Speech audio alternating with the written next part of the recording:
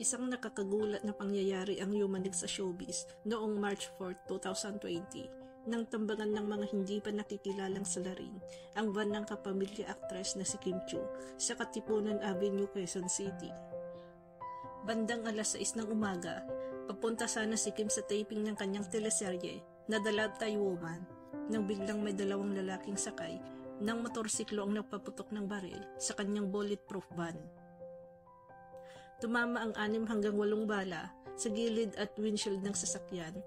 Ilan dito ay sa mismong bahagi kung saan nakaupo si Kim. Sa kabutihang palad, walang nasaktan sa kanyang driver o sa personal assistant na kasama niya. Ayon kay Kim, wala siyang alam na kaaway at naniniwala siyang maaaring mistaken identity ang nangyari.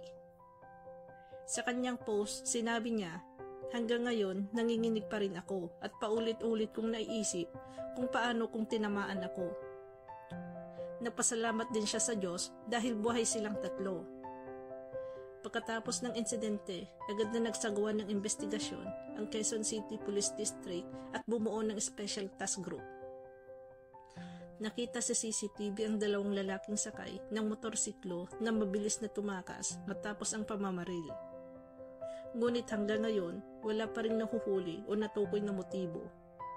Kaya nananatiling bukas o unsolved case ang insidente. Matapos kumalat ang balita, nalungkot at nag-alala ang mga kapwa-artista at netizens. Si Vice Ganda ay nagpasalamat sa Diyos na ligtas si Kim. Sa Angel Locsin naman ay nanawagang dapat papanagot ang mga may sala. Ang mga tagahanga ni Kim ay nagsabing, "Grabe ang tapang mo." Dahil kahit ganoon ang nangyari, pinilit pa rin niyang bumalik sa trabaho kinabukasan.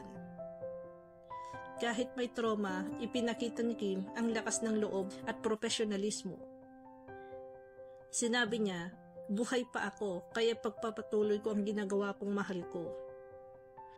Ayon kay Kim, wala siyang alam na kaaway at naniniwala siyang maaaring mistaken identity ang nangyari. Dahil dito, maraming netizens ang humanga sa kanyang katatagan. Noong mga sumunod na taon, nanatiling tahimik si Kim tungkol sa kaso pero patuloy siyang nagpasalamat sa buhay at sa mga taong sumusuporta sa kanya.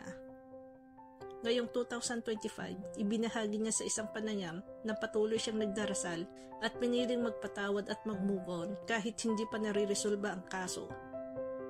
Kamakailan, abala si Kim sa kanyang mga proyekto at nanatiling inspirasyon sa mga kababaihan. Isang paalala na kahit gaano man kadilim ang pinagdaanan, laging may liwanag kapag may pananampalataya.